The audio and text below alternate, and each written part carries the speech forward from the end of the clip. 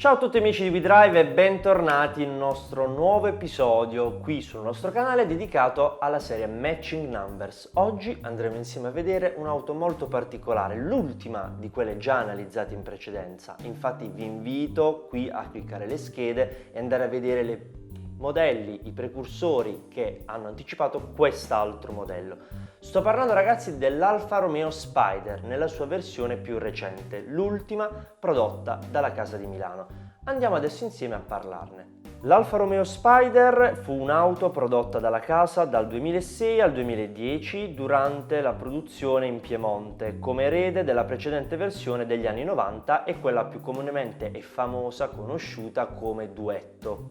La Spider, basata sul progetto 939, fu un'auto presentata durante il Salone di Ginevra nel marzo del 2006. L'auto presentava una meccanica ovviamente in comune con la sorella di derivazione sempre sportiva, la Coupé, la Brera, ed era una piattaforma premium. Usava uno schema infatti di sospensioni configurate con l'avantreno a quadrilateri alti deformabili, mentre il posteriore erano 5 bracci multipli in acciaio.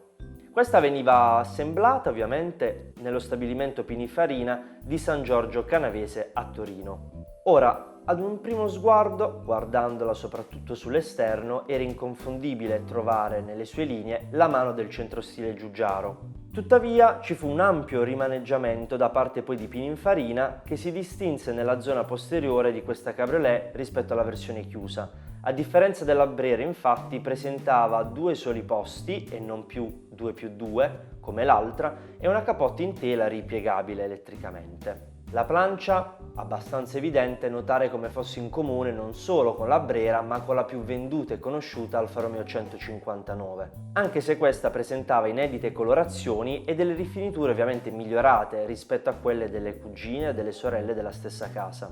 L'Alfa Romeo Spider fu principalmente prodotta in 2 allestimenti più conosciuti, appunto il base e l'Exclusive. Per entrambe ovviamente la dotazione era differente, comunque dando priorità alla sicurezza trovavamo airbag frontali, laterali, ginocchio guidatore e ovviamente un occhio di riguardo anche per il comfort dei passeggeri, quindi accessori quali l'autoradio, i fendinebbia, sicurezza dedita quindi al controllo elettronico di stabilità. Al contrario invece la versione Exclusive, quella un po' più accessoriata, aveva anche sensori di parcheggio posteriore e un sistema che andava a regolare e migliorare la qualità dell'aria all'interno stesso dell'abitacolo. Il 2008 fu un anno abbastanza particolare non solo perché vide l'introduzione del primo restyling di questo modello, ma anche perché ricevette un uniformamento, ovvero i 2 allestimenti furono integrati in un unico, al quale poi vennero anche aggiunti differenti optional su richiesta, quali fari all'oxeno, airbag passeggero disattivabile, il navigatore satellitare, il straconosciuto per quegli anni sistema infotainment Blu & o particolarità estetiche come potevano essere cerchi in lega di dimensioni più generose e non più da 17 ma bensì da 18 e 19 pollici, con dimensioni ovviamente differenti che potevano andare dai 235-45 ai 235-40.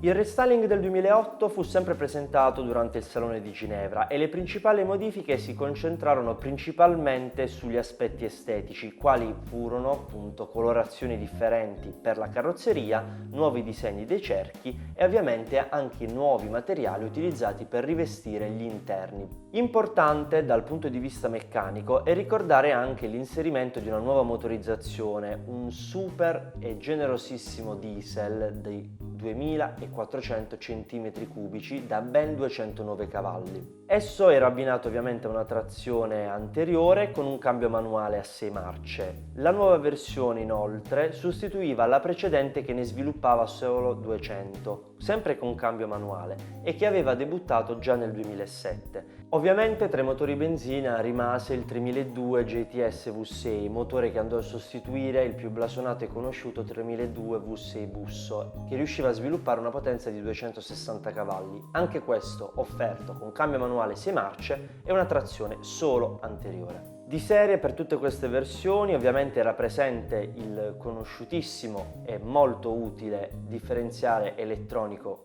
Q2 il quale andava poi ad integrarsi con le versioni a trazione integrale Q4 che invece erano disponibili del classico differenziale Torsen C.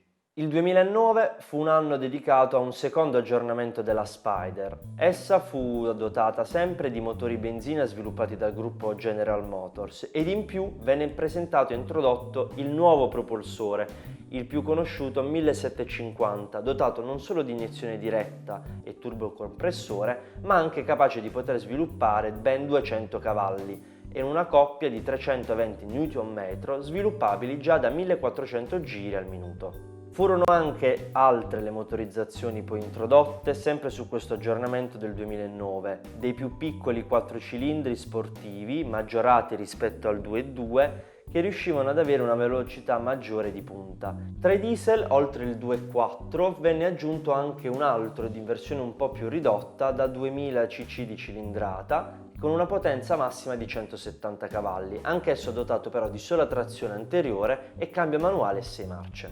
Il 3002 V6 di derivazione, implementazione e sviluppo motoristico da parte di General Motors fu l'unico a essere possibile abbinare ad una trazione integrale Q4 e non solo anteriore. Al contrario, il piccolo 1750 che debuttò nel 2009 era disponibile, come anticipato poco fa, in 4 cilindri in linea a 200 cavalli e abbinato a quel cambio manuale a 6 rapporti che riusciva comunque a permettere di rispettare le normative Euro 5. Degno di nota va ricordato il poco prestante EME, unico cambio automatico disponibile sulle varie versioni di questa sportiva Spider di casa Alfa Romeo, il purtroppo poco sportivo Q-Tronic.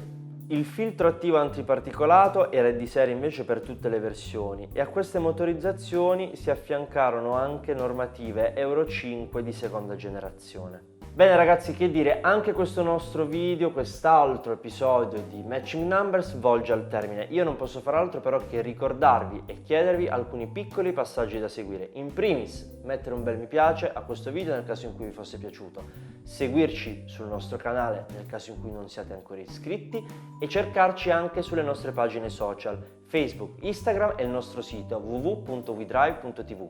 Alla prossima!